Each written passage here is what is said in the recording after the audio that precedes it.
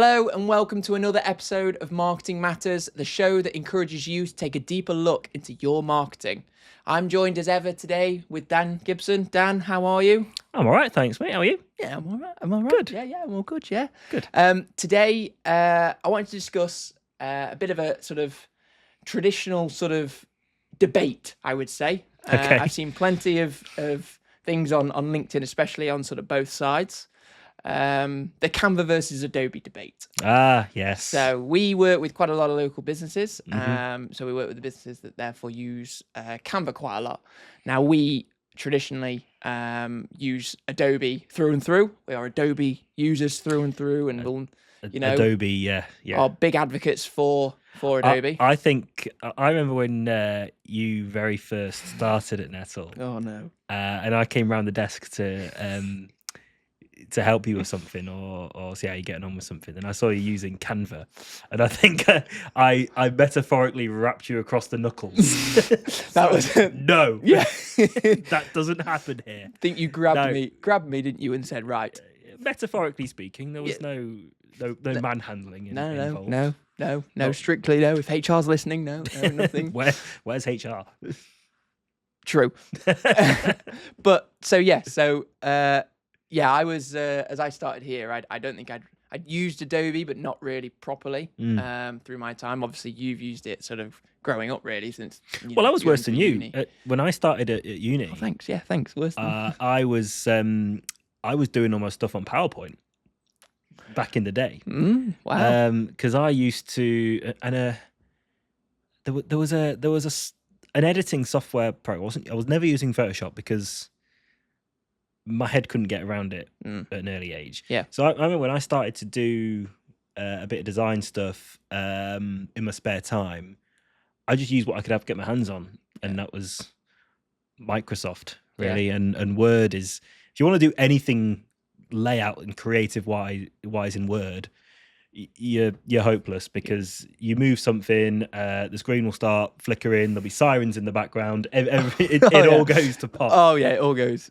But no, I used to use PowerPoint to do all my stuff in. I remember going to university interviews actually, and all my stuff was done in PowerPoint, and there was a big gap that was very noticeable in some of my work, so I had to learn quick. Yeah. But yeah, so then when I went to university, it helped that when you go to university, they give you the software because it's not cheap. But yeah, I had to learn quickly how to get around with all these things. Yeah. But once you do, you realize just how powerful Adobe Creative Suite is. Yeah. Photoshop, Illustrator, InDesign, Premiere, After Effects. There's so many, and they're all individually tailored to different ones. But yeah, it got me thinking about that when I was, because Canva's the new. There wasn't that thing around when I was learning my trade. And I think when you aren't, say, as you said, sort of Photoshop specifically can be quite a sort of complicated system if you don't know it. Yeah. It's the same with quite a lot of things in life in general. Once you know it, it's easy, it's quick. Absolutely, yeah. But so especially when I joined, it was Canva's just quite a I guess a template based sort of thing you can pick, and then you can just quickly edit them, and it's free. So yeah, sort of started to sort of talk about it, but Canva versus Adobe, obviously we've sort of seen examples of both. I think in both of us really have seen examples of businesses use them, people use them, the contrast between each one. So sort of what's the main difference? And sort of, I think the major difference, and there's a place for Canva. It's not something we advocate using. It's never something we will actually use ourselves. As you say, we're big Adobe advocates because of the power behind it and what you can do with it. But there is a place for Canva, and that place is for if you are starting out and you're looking to obviously be online, which everybody has to be now. That social media, you just have to be there if you're a business that takes yourself seriously. And the content has to look great because everybody else's does. Mm-hmm. If you go back about 10 years or so, you either weren't on social media, a lot of businesses weren't. And I remember just pre-pandemic. So what we're 2025 now. So about 5 years ago, it was a bit kind of 50-50 of whether a business was on it or wasn't. Mm-hmm. And because of that, the level and the standard wasn't too high. But you go into post-pandemic world, because everyone was sat at home in the pandemic, either on Zoom or on Canva, or they were doing stuff. Yeah. I was sat in my boxer shorts, but it's a bit it's graphic it's for a friendly business podcast. Whatever people were doing. Yeah, fair enough. So people were learning how to do this stuff. And because everything went online, because you weren't able to be out and about and face to face with people, everything did become online, particularly social media. So Canva became a real hot platform to be using. So as I was saying, in that post-pandemic world, the level of social media content and visual appeal of it has gone up like that. Yeah. So that has forced people to, take it a bit more seriously. And that's where Canva can be a really good tool. If you, like I say, you're a startup, you haven't necessarily got a marketing budget set aside to, engage with a marketing business or someone that there are plenty of, one-man band social media experts. Yeah. So, and on a freelance basis. So it's great in that tool because it's so template driven, because you can scroll, have a look down the list and say, I like that one. I want to use that one. Drag it in, change your colors, change your text, boom, done. It's on Instagram. It looks great. Yeah. So there's a place for it. Yeah, as you say, it's one of those, I think, when you're, as you say, if you're a one-man band on your own, you're a business that isn't focused on marketing, but there's only you and maybe another one in the business. You probably don't have the funds to say pay for, a marketing company to do your own stuff. So you have to do your own marketing, and say that's where people turn to somewhere like Canva, because I think you have, as you say, with the rise of graphics now, really people see the importance of that. I think a platform like Instagram, we talked about being quite a visual platform all the time, and before it was, years ago, it was just okay, I'm going to post my photos that I take. So it'll be, I was out and about, I'll take a photo of this. And there's still absolutely a place for that. Photos of your cats and your dinner and stuff like that, won't it? Exactly. And those still do well. I will, spend hours, looking at and designing some content. But if I put a photo of a dog up, that one does better. That's a cheat code, isn't it, to social media? It's a bit of a cheat code. It is the cheat code. But it's sickening, then, really. with, as well as that, you've got the sort of, I think people are putting quite a lot of emphasis now on, say, the graphics. So when you're, designing a post that might be about some top tips, you're doing 5 top tips on, braiding hair. I don't know, but you're then wanting a graphic with that because you're trying to teach. Well, it's because the message is getting through, and it's a message that in a separate aspect of marketing, it's a separate message of your brand has to be consistent, right? And that has been the case going back years on all your office stationery and your website and your brochures and all this kind of stuff. But people have started to realize that their social media is part of their brand, and a massive part of their brand in this day and age. So yeah, they want it to look on brand. The amount of people we speak to say, I want this to look on brand. I want it to fit with everything else. And it's the message we've been banging for years. Yeah. But yeah, because of that, like you say, the Instagram and social media posts have become so much more because brand driven. It's where people are looking for you. So if they go and search for you on Google, go onto your website, you want that to look and feel the same as when they look, they search for you on Instagram or on Facebook. Especially like the younger generations will search for you on social media before Google. Yeah. If they hear about you, they want to have a look down your social media because that's what they're well versed in. And they've probably found you through social media already. So they're actually initially then having, they found you as a suggested post, let's say, and they're then scrolling through your feed. So it's like you say, the first before they've even impression. gone on your website. Yeah. Yeah. Then it'll be a website thing. So, and so that's a different generation. But either way, what you want is you need that consistency of your brand across all of them. So Yeah. say when you're designing the post, say Canva versus Adobe, it's that's always quite important. Regardless of which platform you're using. Yeah. So, and like I say, that there's a place for it, because you can very easily create something that looks on brand. Yeah. Because you can change the fonts, you can change the colors, this, that, and the other. What I think the problem with that, because you might listen to that and think, well, great, that's amazing, that's exactly what I want. There's a couple of problems with that. One, I think there's a shelf life to it in terms of how far you can go. Okay. Yeah. Because it is so template driven, everything ultimately is going to look the same. How often do you and I scroll down Instagram and go, Canva, Canva, Canva? Yeah. Because you can just tell. It does have that look of it, and I think you can never really truly depict your brand through templates. I think to have a proper unique voice and a unique appeal and visual on social media, you have to either engage with professionals or have something bespokely created that is absolutely 100% for you. The other thing is, I think people get really carried away, because you can start with a template, and the great thing about Canva is to say, hey, do you want to use these cool effects? Here's these stickers you can put on it, and stuff. There are some popular ones right now that people are absolutely using. Yeah. So again, it all looks the same. Yeah. But you put on these little layers and you layer it up, but it becomes far too much and too busy. And why is that swirl there? What's that got to do with your branding? Where else is that on your whole thing? So it can very quickly become too much, and I think a lot of people get carried away. Another thing is,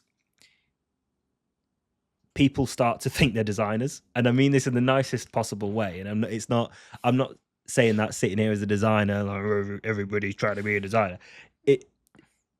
The point of it is, being a designer is more than knowing how to use Adobe. So you don't eradicate that need just because you've got something that you can do a lot easier through templates and things like that. Yeah, it's having that creative side of your brain, activating that sort of creative side of your brain, and having a bit more to it. I would say, everyone's brain's different, going to be different. Yeah. It's if you ask me to put together a flat pack from IKEA, I could probably do it, but that's me to put together an actual, real life, really build something. I'm useless, but because I'm not practical in that way. And then you'll have people that say that aren't necessarily as creative. So again, Canva's a great sort of medium between the two, of sort of being able to, those people to start on the road of creating stuff. But as you say,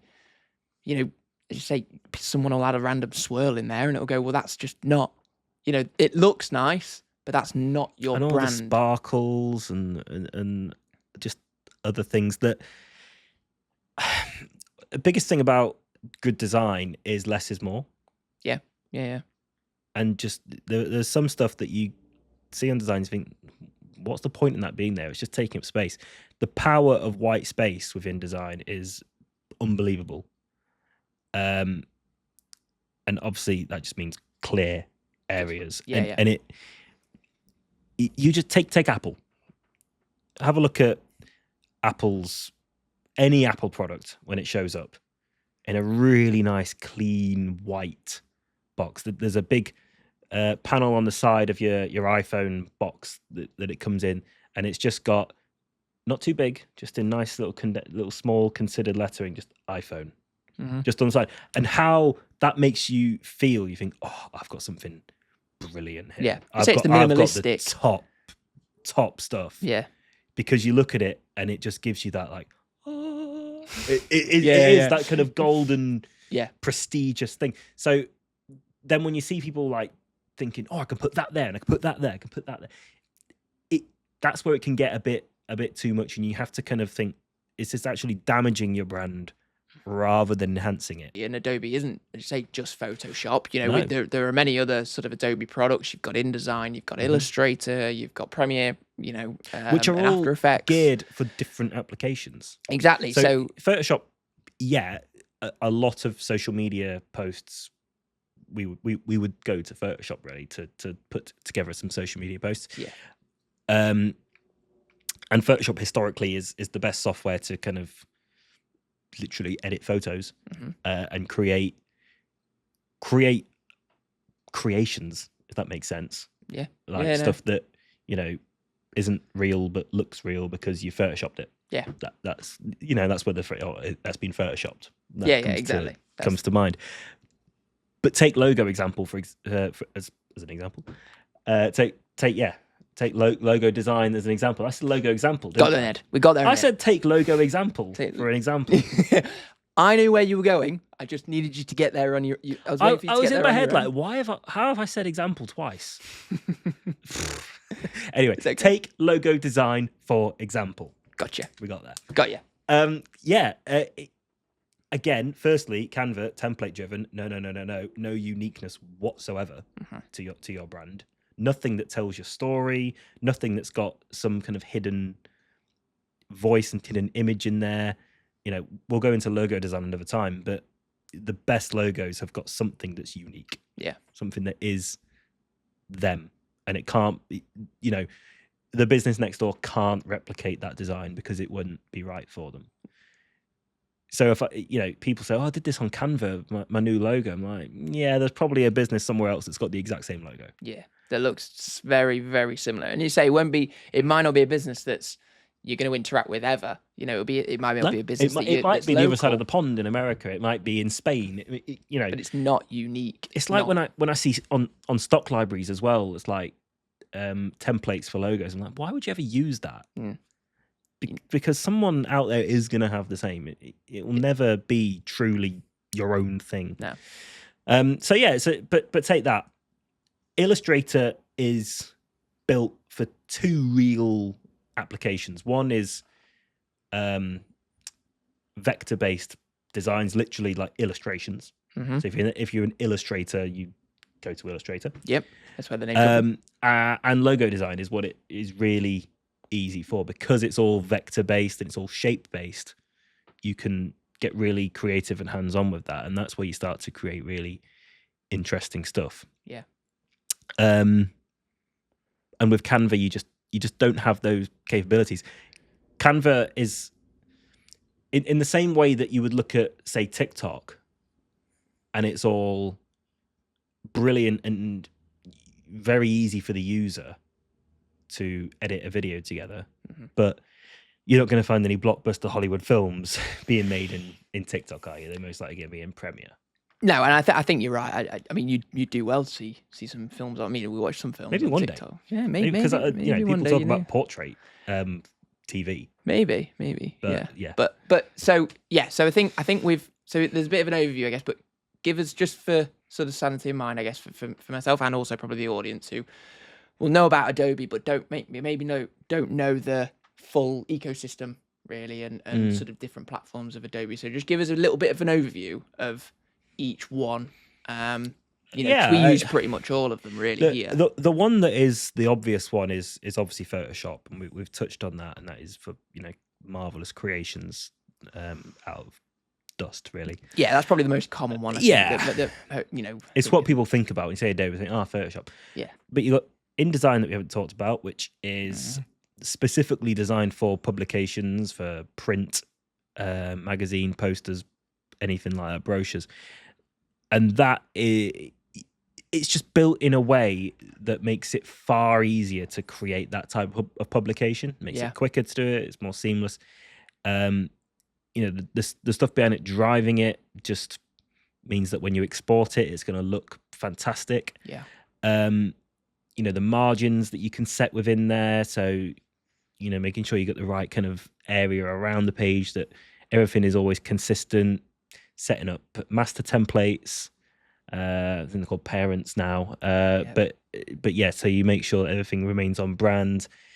Color swatch. You got InDesign to do all that for you. Illustrator, as we talked about, illustration, vector, logo, something called After Effects, which is a platform I've never really got my head around too much. I can just about get by doing some stuff with it, but that's animation. Yeah. I remember doing a project at uni for an After Effects that was just terrible. You that way you realised you went, no, this isn't the one I'm going to use. I was like, there's plenty in graphic design for me. Animation probably isn't one. Yeah.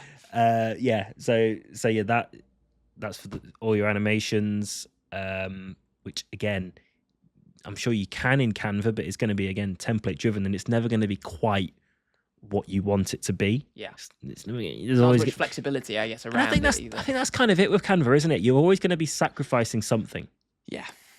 In your perfect world, your perfect idea that's in your head, you can never really get there with Canva, but you can with Adobe because it's all from the ground up. It's all from complete scratch. Yeah. And Adobe have tapped into it as well. We talked briefly about Premiere. We haven't talked about Lightroom. That's for photographers. They try to dip their toe into the web building. There was Dreamweaver back in the day and Muse more recently, but I'm trying to think if there's any others we've missed. I don't think so. Sort of from not that you use day to day. Not that you use day to day. The main three, aren't there? InDesign, Illustrator, and Photoshop. Yeah, they're the main three in terms of design. And then if you're looking at video editing, you tap into Premiere and After Effects. Premiere, and that's probably the one.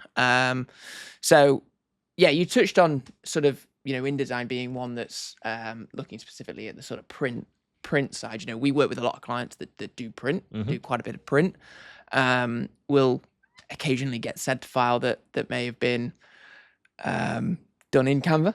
And my heart sinks whenever I hear it. Yeah, so just I guess tell us maybe about the differences, between, let's say someone supplied a document for print that they've done on Canva in comparison to one that they've done that's Adobe, or they've let us do it and we've done it in Adobe. So the difference really between the two, is there a difference between the two? There might not be too much of a difference. There's a few differences, aren't there? I mean, we've seen it where people have said they've done it in Canva and it comes to us and it's like we talked about before, it's just not quite great.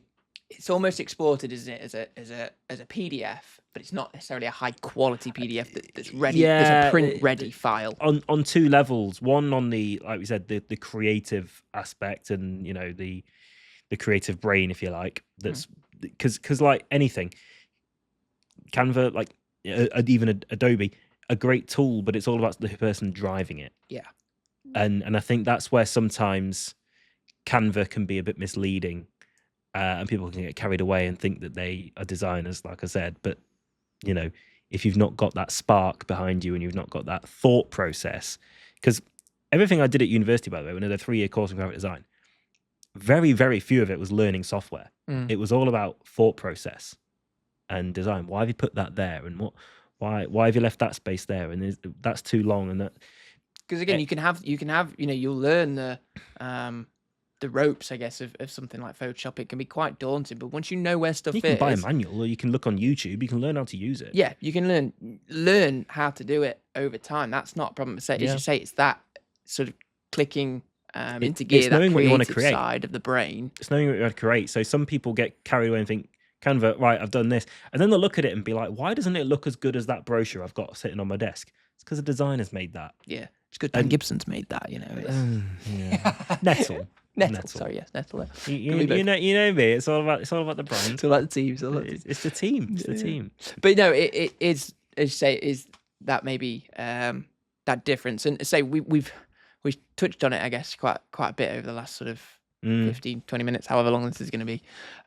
But the reputation of each, I think, is there to be seen. I think as someone, especially personally, has used both. Now, look, again, used Canva when I sort of was in that realm of not really knowing, looked at Photoshop and went, that's too daunting, that's too much for me. As I did when I was using PowerPoint in my early days. Exactly. So we all start somewhere. Yeah. It's always that, it always is the case, but there's a little bit of a, I guess, a stigma or a sort of reputation with each, say, as I said, where if you're a proper high quality designer Mhm. that is designing artwork and whatnot, you're using Adobe, and it's almost you almost I would say look down on if you're not. Now, is that fair? Thrown out of the creative community. Yeah, exactly. Yeah, but Yeah. is that a fair, I guess, assumption? Because it's, there's a few people I see on LinkedIn quite a bit. They might do social media for clients. They're up and freelancers almost around the Yep. country, and they use Canva as their main thing. And you look at some of their work and think, okay, well, it's not too bad. It's it's not terrible. Don't get me wrong, but say, is the stigma, and is it fair to sort of go, okay, well, you're not really you're not a designer, you're more of a... I don't think it's ever fair to say you're not a proper designer, because you could still get to a good place with Canva. It's just going to be more difficult. Yeah. And because it drives you down the whole template route, as we've said, you could still put, like, I've sat in front of Canva and had a look at it and give it a fair shot. Yeah. And you could still do what you want to do with it, but it just is a bit limiting. Yeah, I think we've said before, I think when we've spoken about it and spoken about different pieces of work. For someone that has a clear idea of what they want, and they're not going to be happy until they've got and designed what they want to design, I think Canva's going to be really frustrating. For someone that doesn't really know what they're looking for, and is, like we say, starting out, it's going to be really liberating. Yeah, because you've got that clear thing, that starting point, that blank paper syndrome. It's like ChatGPT. Yeah, we talk about chat when you're writing stuff. If you want it to come across in your actual tone of voice and really engaging, write it yourself or get a copywriter to write it. If you just want something to put there, use ChatGPT. Yeah, but and the stigma argument, I get where you're coming from. The reputation side of it is that Adobe is recognized as the gold standard globally. For if you want to have anything creative. I think we've said before, like it's that we're not necessarily saying don't use Canva, don't ever use Canva. Absolutely. It has places. Touch the thing. It really does have its place. It's that I think you can use it, say, because at the end of the day, if you're a small business or one-man band that doesn't have the funds initially, let's say, to invest in a proper designer. It's levels, isn't it? It's just coming up those levels. And, and once you reach a certain point... And everyone will get to the point, won't they, where they'll be like, I really want it to look like that came through my door last week. That looks amazing. Why can't... And, that's where you engage with professional designers. And the other thing that, in terms of for print, is the file format. Yeah. Canva can be, again, really limiting in terms of the file formats it gives you. It'll give you a PDF and maybe a PNG or something like that. With Adobe, you can export to anything you want. And there'll be file formats that you've never even heard of, but you take it to a signage maker or something and they ask for this format and you're like, the hell's that? Well, we've had it before. We said, could we just... We need a vector format. It's an SVG. We need SVG. And they're like... SVGs, EPS. What's that? They're like, what's that? And it's like, that's the thing. Like a vector, if you want high... full scale, like large format, billboards or giant fabric displays, you're going to need your logo in an EPS because when you blow it up, SVG, because it's a vector. Yeah, because it will never look pixelated because it's vector based. That's the thing. As soon as you blow it up, and say once it goes from this size to this size, it looks the exact same. It looks crystal clear. Yeah. Whereas if you've got a JPEG or PNG, whatever, you're literally stretching that thing. You're really pulling it apart, and therefore it's going to look more pixelated. And that's what people say. They'll send us the logo, and it's like that big from some Word document that was done in the 90s. That's going to look terrible, Yeah. And for other things, like if you wanted to have gold foil or spot UV on your print, you need vectors to be able to do that because that's what the machine needs. And that's where Canva, conveniently never really talks about that. And people find that they get to that point and they get stung because they're like, oh, it's not, how do I get that? Yeah. Canva's like, oh yeah, that's going to be a bit of extra dough, please. Yeah. suddenly gone from a free So platform to there's you get stung that way because so that's what I kind of mean. If you're wanting to go far with it and be advanced, that's where you have to really tap into Adobe, and that's why Adobe will always be the gold standard. Yeah. And you know, with again touching on file formats, the file sizes are massive that come out of Canva, and they're quite low res. Right. So I've seen things go to print from a Canva-based publication, and they just come back just a little bit grainy, and they just don't look great. And why doesn't that look? It's like because it's been made in software that isn't built for it. Yeah. Canva is sort of trying to be that jack of all trades, where Adobe, what they've done really well is say, "Oh, what do you want to do? You want to make a logo? Do some illustrations. Right, here's Illustrator. You want to make a magazine? Here's InDesign." They have different. They've got different platforms tools. for different needs. Yeah, that's rather than someone trying to be a jack of all trades, master of none. Yeah, exactly. That's what it is. But so Adobe have tapped into that market. Yes. So I want to touch on this. This is almost the last thing I want to touch on. Really, is we've seen the rise. I think rise in Canva. Don't get me wrong. You know, as we said, you know, Canva's a great tool that people a certain level with their business Got its place. Has got its place.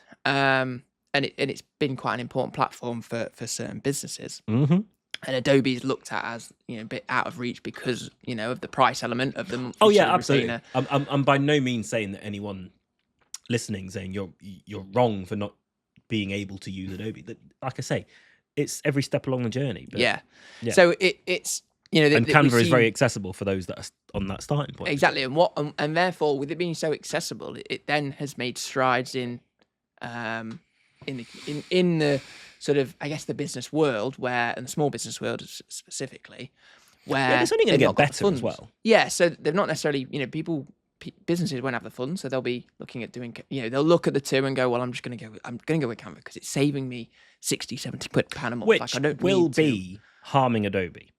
It will be. So, but what we've seen come out recently, or the last sort of few months, I would say, and we've been trying to sort of utilize, I think, because what it does, it really breaks that barrier, is a new sort of Adobe.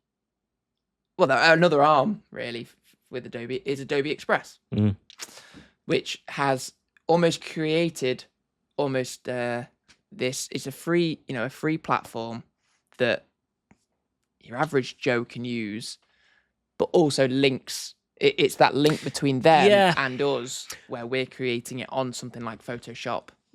Because when I saw it come out, I was a bit like, I was skeptical because I thought, is this a Me Too of Canva? Are you kind of selling yourself to that level? Yeah, where you already had the gold standard. And I think why they've probably done it, and this is, you know, pure speculation. I don't know how often Adobe is used now compared to 10 years ago. But I reckon that Canva has, like we said, eliminated the need for Adobe on, you know, that percentage of the market. Yeah. So I think Adobe have brought Express out to firstly capture that. And they've recognized a need and a want from consumers, from business owners, from, you know, day-to-day people that are kind of starting their own, doing their own side hustles. I even think if a bigger business is if they're employing a marketer, you know, that's a young age, that might be fresh out of university, so they're probably 20, 21.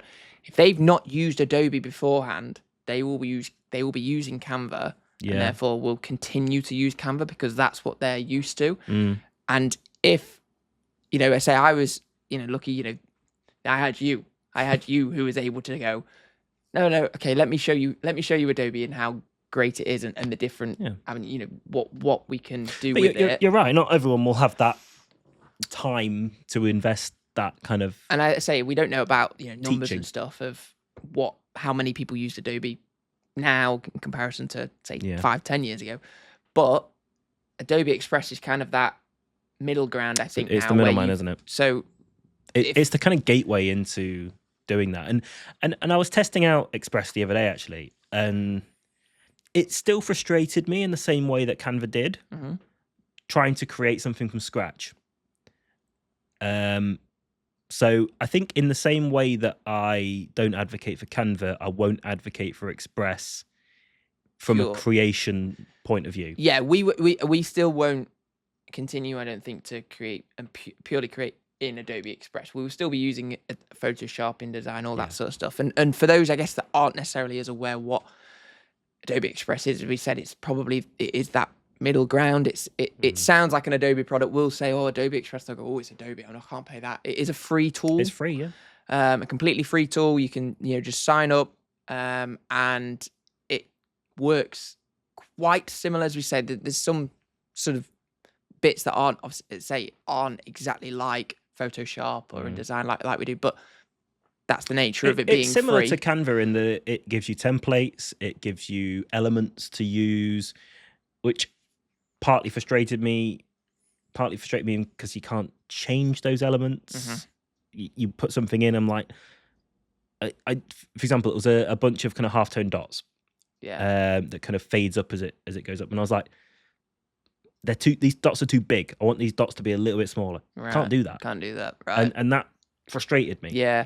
But if you made that yourself in Illustrator, the dots can be however big you want them to be. Yeah. You can make them all different sizes. Exactly. So it frustrates in that sense. But, and this is the crucial bit, and this was the game changer for me.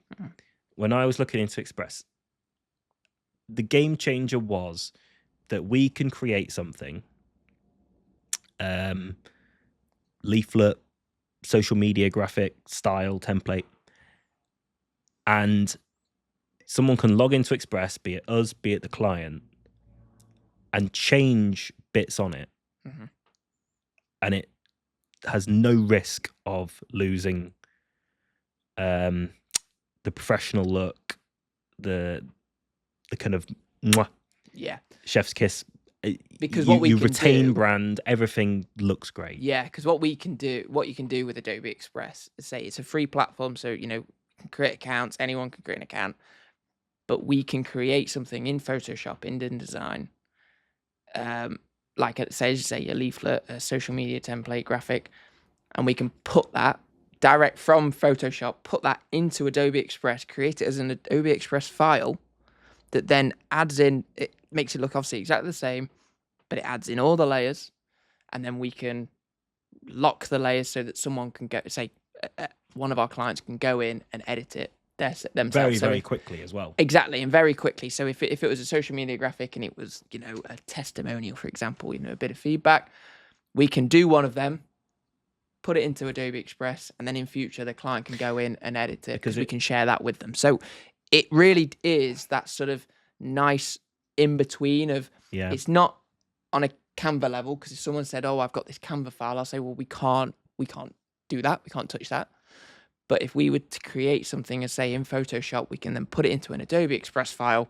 We'll have the Photoshop file on our system anyway that we can use for future use if it was that they just wanted us to purely edit it for them. But there's a nice break of, okay, well, there's a middle ground of here's a free platform that actually we can put something from a paid platform onto this. Because how many times have we heard, have you got that in an editable format? Yeah. So often. Well, not really, because you don't have the Adobe platforms that we use. So it's a difficult. Now, yes, we do. Yeah, of course. We can absolutely say we can set that up for you. So it helps us say it's not necessarily, even though it's a free platform, actually it helps us quite a lot of the time, because we can connect with a client a lot more. What if someone accidentally changes the color? Then we've got, as I say, we'll have the file on our system saved, so we can go in and we can make sure that doesn't. With Express, and I don't know if you've seen this. I don't think I have. Express, you can lock certain elements. Wow. So we put in a file. Yeah. That's like, hey, Mr. Man, here's your testimonial template. Yeah. and we can lock the color. We can lock the font. Oh, so we can lock certain. We can. That's the font gets embedded great. into that. So you know how sometimes we send a file and they're like, I don't have that font. I have to try and faff around trying to get them the font. Yeah. It gets locked within the Express file. It's kind of hosted on our servers. Right. Okay. So they don't need. They wouldn't need necessarily anything. No, they don't need the font. They don't need anything else. Okay. Cool. So they can. They can't move the text box so it kind of goes out of the frame and it looks too close to the edge or anything. It gets locked there.